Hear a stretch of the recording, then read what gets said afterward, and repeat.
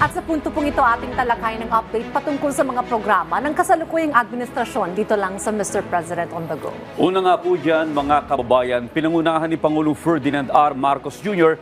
ang paglulunsad ng programang Agri-Puhunan at Pantawid sa Mindanao.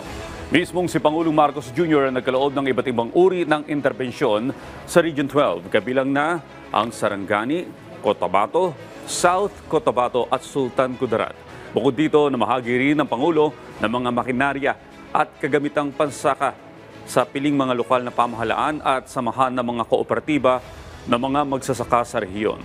Bahagi ito ng layunin ng pamahalaan na makamit ang seguridad sa pagkain sa pamamagitan ng tuloy-tuloy na suporta sa mga manggagawa sa sektor ng agrikultura.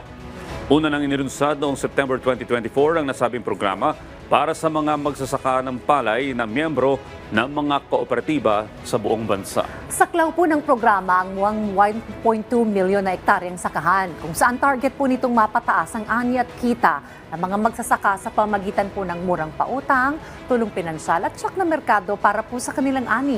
Sinabi rin po ni Pangulong Marcos Jr. na bukod sa APP program o APP program, nabiyayaan din po ang higit sa 17,700 na mga magsasaka at 331 agricultural cooperatives mula po sa 3 bilyong pisong halaga na inilaan para sa Rice Competitive Enhancement Fund noong 2024. Halos 19,000 po na mga magsasaka at mangisda at 112 na negosyo ang nakautang ng 1.7 billion pesos sa pamagitan po yan ng Agri-Negosyo Loan Program, Survival and Recovery Assistance Program at Young Agripreneurs Loan Program.